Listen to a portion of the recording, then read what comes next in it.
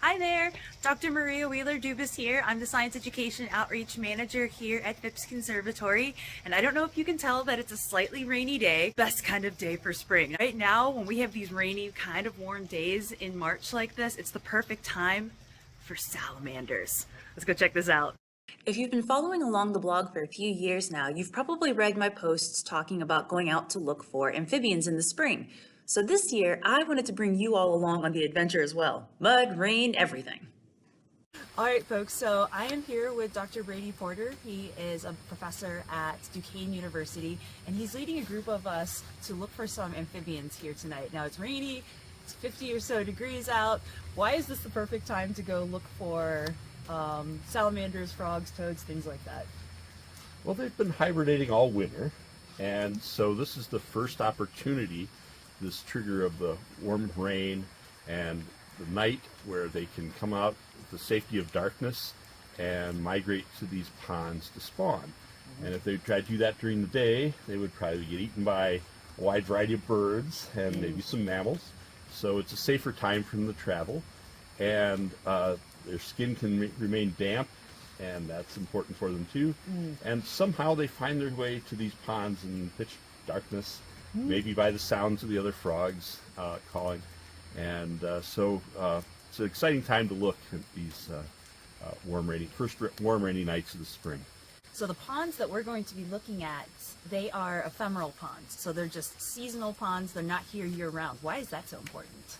Well, if they had fish in them, that would probably be bad for the larvae and the eggs. So I imagine they can even sense as they come up to the pond, chemically sense whether there's fish in them or not.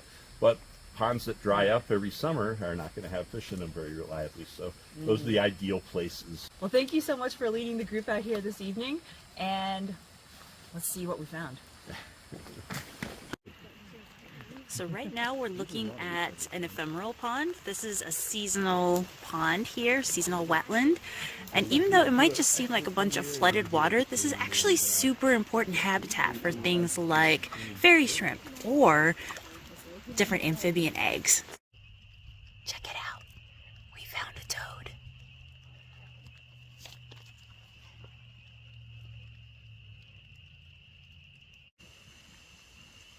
And here we have a green frog. So these guys, if you ever hear them maybe around Phipps Lagoon or even in the ponds around your house, they kind of sound like bow, bow. Hey, here we have a spring salamander. This is a species that we said Brady's never seen in this area for the past 20 years, right? Mm-hmm. Cool. Hey, buddy. Look at that camouflage alongside the leaves there. Here we got a spring peeper, and we can hear all of your brethren in the wetland right next to us.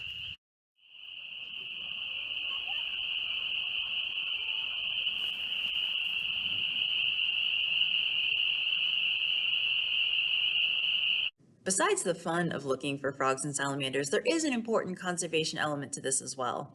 I usually tag along with my former graduate advisor, Dr. Brady Porter of Duquesne University. He has been monitoring a community of herps in Hampton Township for close to 20 years now, and he knows that amphibians are kind of an aquatic canary in the coal mine. As we mentioned earlier, amphibians around the world are in decline. Because amphibians have thin, semi-permeable skin, they're susceptible to pollutants in their environment. This has designated them as bioindicators. This means that if there's a problem in a given habitat, such as poor air or water quality or soil contamination, amphibians are often the first to show signs of decline or impact. Considering how important amphibians are, both as predators in their ecosystems and as bioindicators, it is vital that we understand their biology. That's why we have to keep getting out there and exploring as often as we can. So go outside and enjoy some of this spring weather. Rain or shine, something cool is happening outside, and you don't want to miss that, do you? Yeah, I didn't think so.